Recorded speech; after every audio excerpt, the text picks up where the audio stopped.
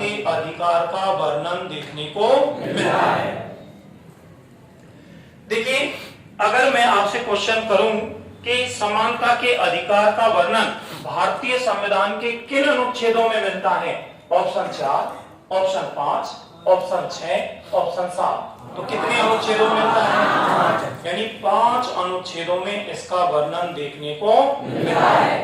कोई दिक्कत, कोई परेशानी नहीं? आगे देखिए, मैंने आपके लिए यहाँ पर एक ट्रिक का प्रयोग किया। अगर ट्रिक के माध्यम से अगर याद करेंगे तो ठीक, और अगर आप याद करना चाहते हैं तो आप वैसे भी याद कर सकते हैं।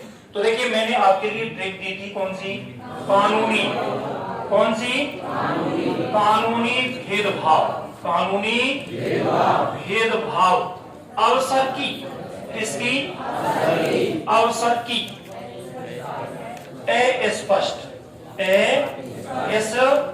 स्पष्ट उपाधि है। क्या है? उपाधि है। देखिए, मैंने क्या ट्रिक दी आपके लिए? कानूनी भेदभाव अवसर की स्पष्ट उपाधि है। देखिए, दो बार बोलिए, कानूनी भेदभाव अवसर की स्पष्ट उपाधि है। एक बार और बोलिए। अब देखिए, कानून के, देखिए कानून क्या होता है? इसका अर्थ कानून। देखिए, विधि क्या है? विधि। और क्या है? नियम। और क्या है? लॉ। यानी इनके समक्ष, विधि, नियम, कानून के समक्ष सभी भारतीय नागरिक कैसे हैं? समान हैं। यानी सबको समानता का अधिकार प्राप्त है। क्या किसी के साथ कोई भेदभाव किया जाता है? क्या? ध्यान रखना, संसद अगर कोई भी कानून बनाएगी, कोई भी विधि का निर्माण करेगी, तो वो सभी कैसे हैं? समान हैं। यानी वो जो कानून बनाया है वो सभी नागरिकों पर बराबर रूप से फॉलो किया जाए। कोई दिक्कत है? तो देखिए, कानून के समक्ष या विधि के समक्ष सभी भारतीय नागरिकों को समानता का जो अधिकार है वो किस आर्टिकल में है? आर्टिकल नंबर 14 वर्णन करता है। यानी विधि के समक्ष समानता का अधिकार। कोई दिक्कत? आप देखिए, आगे देखते हैं।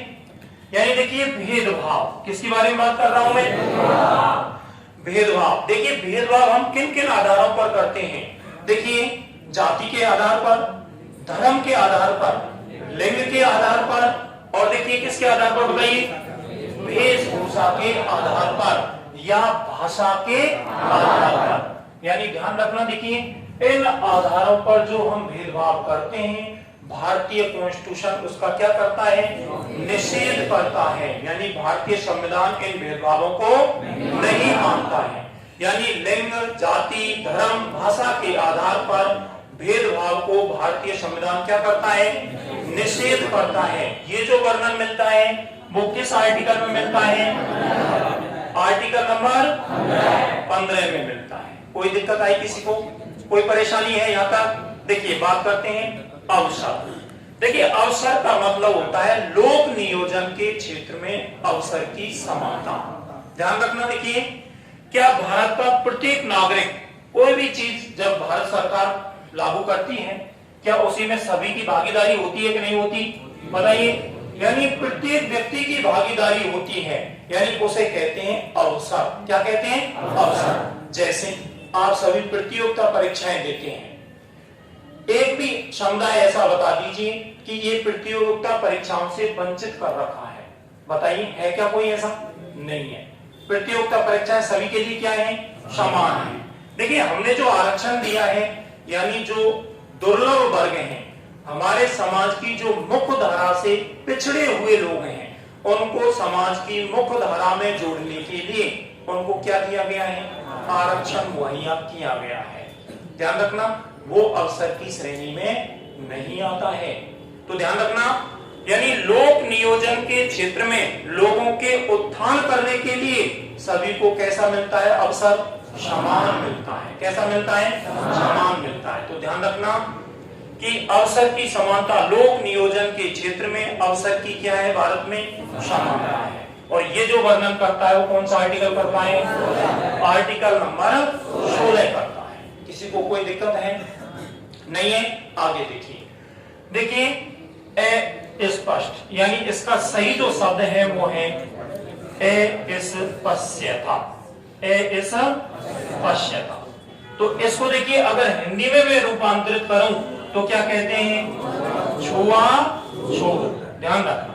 देखिए भारतीय संविधान का अनुच्छेद 17 साफ तौर पर यानी अस्पष्टता का निषेध करता है, यानी छुआछूत का क्या करता है? निषेध करता है। ये कौन सा अनुच्छेद करता है?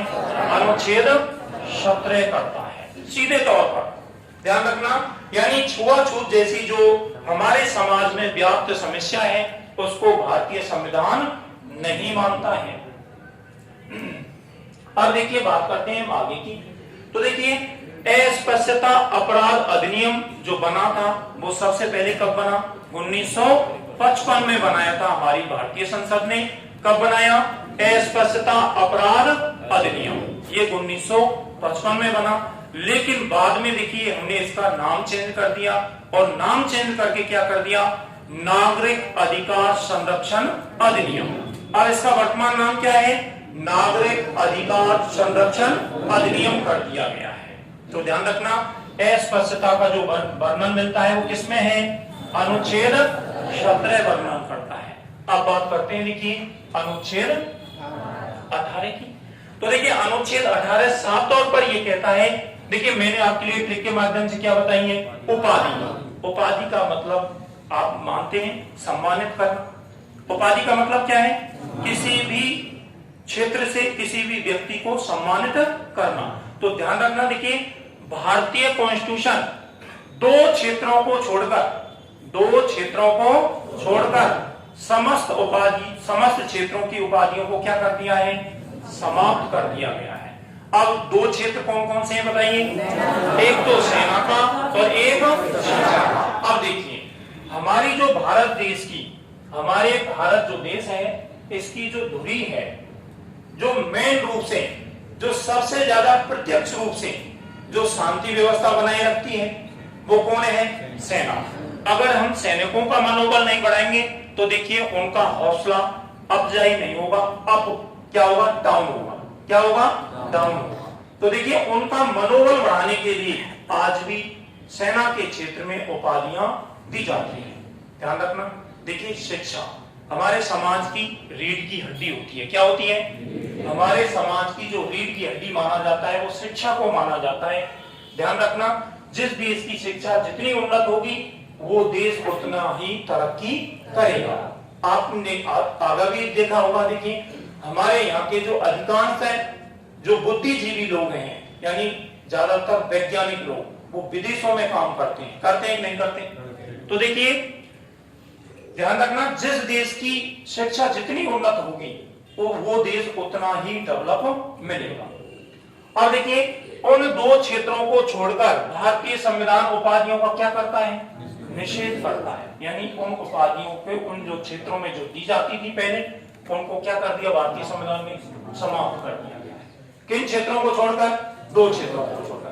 ध्यान रखना, क्वेश्चन ऐसे भी कर सकता है वो कि भारतीय संविधान निम्न में से किन दो क्षेत्रों को छोड़कर उपाधियों का अंत कर दिया गया है? अब वो ऑप्शन देगा आपके लिए, एक तो दे देगा शिक्षा, एक दे देगा चिकित्सा, एक दे देगा चिकित्सा, एक दे देगा सेना, और एक दे देगा आपके लिए खेल, और एक दे देगा रेल विभाग। अब बताइए किन दो क्षेत्रों से शिक्षा को क्या कर दिया है? उपाधियों का अंत कर दिया है। तो देखिए दो क्षेत्रों में आज भी दी जाती है, वो दो क्षेत्र कौन से हैं बताइए? एक तो शिक्षा का है और एक सेना का है। दोनों ऑप्शन अगर आपके लिए मिले तो ध्यान रखना, दोनों क्या होंगे? राइट होंगे। कौन सा? एक तो शिक्षा का और एक सेना का। इन दोनों क्षेत्रों में आज भी उपाधियां दी जाती है। कोई दिक्कत आई यहाँ तक? अब देखिए इस समानता का अधिकार, देखिए नाम से पता चल रहा है किसकी बातें कर रहा है? समान होने की। विधि नियम लॉ के समक्ष सभी भारतीय नागरिक कैसे हैं? समान हैं।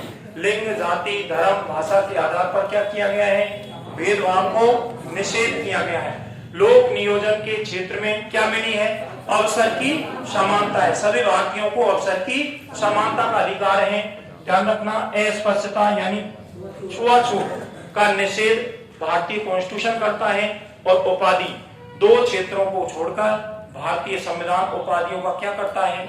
निषेध करता है। कोई दिक्कत है यहाँ तक? बताइए, किसी को कोई प्रॉब्लम है?